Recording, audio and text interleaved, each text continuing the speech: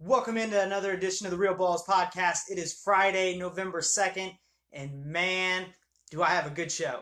So, I didn't have a show on Wednesday, and I was having some trouble using my phone for some of the video, and I found out that part of that was because of the fact that my lens was not getting a clear shot. So, I switched to a tablet, and I got a great show for you today. I've kind of got a couple of different things I want to cover, one of which is a kind of a trip down memory lane in the cracked bowling balls, but also the differences in thumb inserts and the proper way to use them and whatnot. So it's going to be a pretty awesome show. Some of you will see it and think, okay, well, this is I'm way advanced above this. That's fine. If you don't know, you may learn something, you may not. But some of you may also, have no idea what any of this stuff is. So I'm going to go over some stuff and teach you and kind of make this more of an instructional and, fun, interactive way of doing this. If you got questions, let me know. So when you're getting a thumb drilled on a bowling ball, you can go a few different ways. You can go with just your regular thumb hole. You can go with a thumb sleeve. You can go with an interchangeable thumb, or you can go with a thumb slug. Do not say thumb grip. There is no thumb grip. This is a grip, and it goes on fingers. Okay, it is not a thumb grip. If you're wanting to grip your thumb, odds are, I might have a thumb grip around here. Oh, here it is. This would be a thumb grip. It's a piece of white tape. Okay, that would be a thumb grip, and honestly, if you got to grip it anyway, you're either swelling a lot or you're probably not fitted well. So, with that being said, let's go down and check out some thumb slugs and sleeves. Ooh, that was loud. So, this is a slug. These go in the ball, and I'll show you a couple of bowling balls here that have slugs in them so that you can kind of see what they are. They come in 1 1/8, 1 1/4, and 1 3/8. Okay, so I got a ball here, and this is one of mine. And so if you look at this, this is a great example because this ball has cracked to the point where you can literally see down inside there and see that it is, basically what I'm holding in my hand. Now, this one right here, this is 1 1/4. This right here is 1 3/8 slug that's in here. In order to install a slug, this slug has to be put in the ball. There's a bigger outside diameter hole that's drilled. The slug is then put in there, pounded in with a hammer, or pushed in with a drill press. Some people do that. Glued in, and then they'll cut the top of this off so that it's flush with the ball, and then they'll drill the hole down in there. And if your ball driller is really good, you'll see this slug is not round, it is oval. Most people's thumbs are oval, and therefore I would definitely say that you should try as much as possible to get an oval thumb just so you can have the best fit possible. But that thumb will go in there, and the advantage is to having a slug. It's smoother to get your thumb out of, but it's just more comfortable on the thumb, and that's something that you'll see in a lot of other things as well. Now, I don't have a sleeve here, unfortunately, but that's okay because most people don't use sleeves anymore. Thumb sleeves have really gone by the wayside, but you might see a few. They're real slick, and I'm going to bring one with me next week because I'm going to do another show on sleeves and interchangeables, but I am going to cover this real quick. So this right here is an ultimate thumb. It's got the same, it uses the same technique as a switch grip would in a sense. It's got an outer sleeve. It's got an inner sleeve. This right here is an outer sleeve. You've got them on your switch grips as well. They're 1.5 inches in diameter. They get drilled into the ball. Instead of a slug, this would be drilled into the ball, and this would go into every ball you have, okay? If it was a switch grip outer sleeve, same thing. It would go into every ball you have. 1.5 inch hole, this would go in there. Now, this inner sleeve, this is empty, and obviously you look at that and you say, well, my thumb doesn't fit in there. You're right, but this 1.25 inch slug does. So when you put that 1.25 inch slug in there, it does fit in there, and you can use that, drill it out, and now you've got one thumb that goes into each and every ball. So that is basically how these interchangeables work. And this is the same with the switch grip. Now the locking mechanisms are different on both of them, but the same principle is applied. Outer sleeve in every ball. Inner sleeve, you can have, most people typically have 2, 3. Some of your PBA guys may have more because the spans have to be drilled for them. But when that goes in there like that, you can take that and you can lock it. You know, you'll hear that lock noise, whether it's a switch grip, whether it's an ultimate thumb, you hear that lock noise, you know it's in, and that is basically an interchangeable thumb. Now the IT system, I am actually going to display for you because it is so complicated in the install process that once you get it down, it's very easy, but it's so complicated on the install process that I actually have to have all the parts in front of me just to show you so that you understand how it works, because there are a lot of little parts. So I'm going to get both of those and do that episode next week, but I wanted to kind of give you an idea of the differences between a thumb sleeve, a thumb slug, and then an interchangeable thumb, okay? Just remember, interchangeable means that you can move it from one ball to another.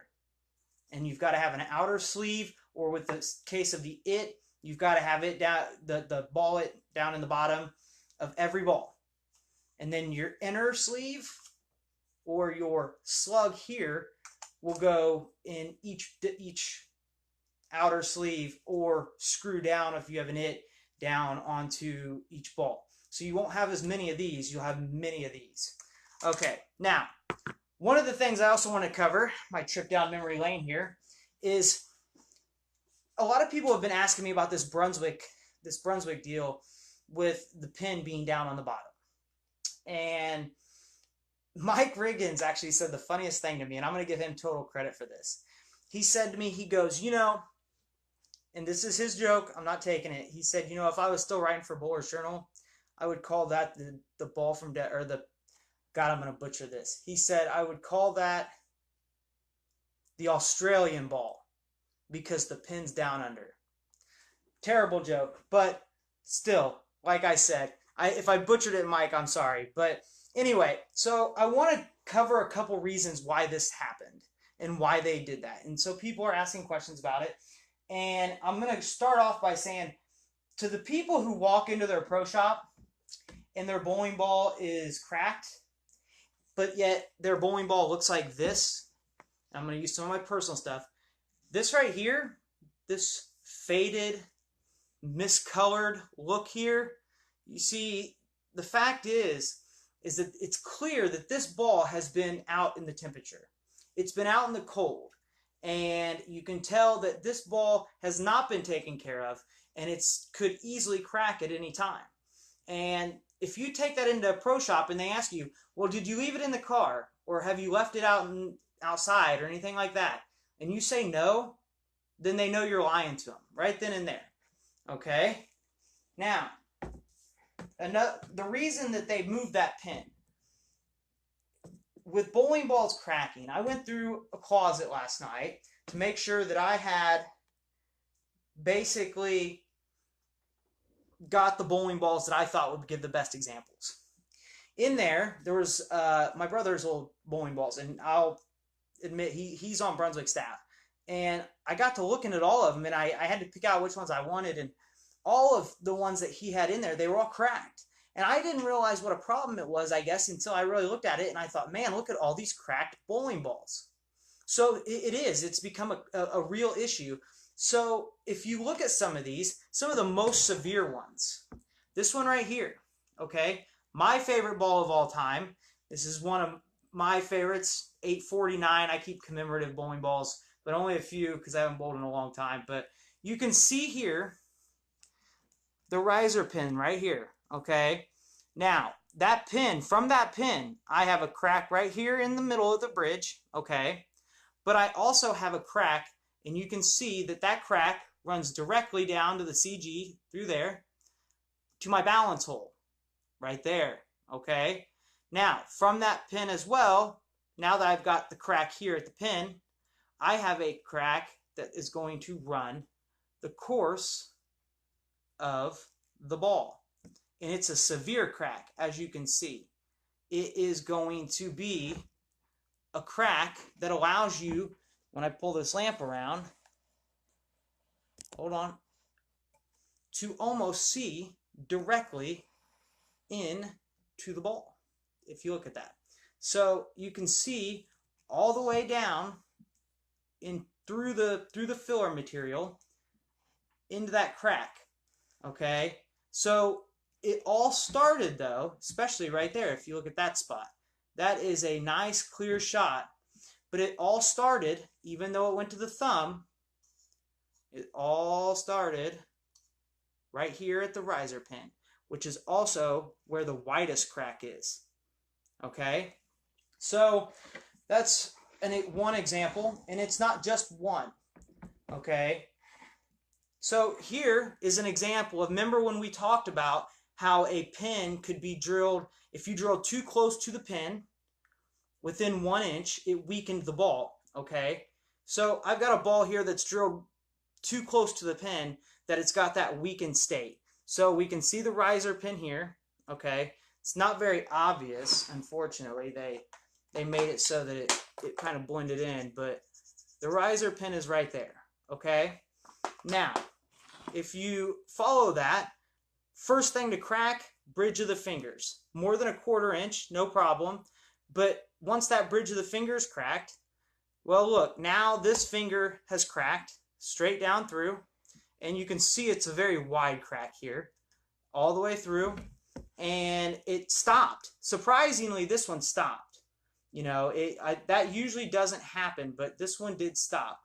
Now, when you look at where else it came from, look at the other finger, because it was drilled too close to the pin. The other finger then goes around here, and surprisingly, it stops too, right about there. So these two cracks all start, and if you look, there's nothing with the thumb. Nothing, no problem with the thumb. There's no problem with the balance hole. It just starts with the pin, and you can even look, if you look real close here, and I'll try to get it close enough and get the light, you know, adjusted enough to let you be able to see it, but I don't know if you're going to be able to. From the pin itself, there's an actual crack. You might be able to, right there. You can see it right there. It goes down to that finger. That's what started this ball's cracking. Okay? So it really is an issue. Like I said, the cold, and then the pin, you know, the drilling too close to the pin. This was drilled way too close to the pin, like we just talked about. I mean, that's right on top of the pin, as you can see. So when that's done, I mean, we can see down in that finger hole. If you look at it, you can see down in there, and you can see that the pin, where it is, right there, all the way down, that yellow drilled straight down into it. But I got the ball reaction that I wanted, and so it was worth it. Now, if you don't have a never-ending supply of bowling balls, that could be a real problem. You know, that could be something that is very difficult to deal with, because it can be a very costly expense. All right, so now this one's a little different. This one's one of the few motive balls that I had crack, okay? And I will say that, but this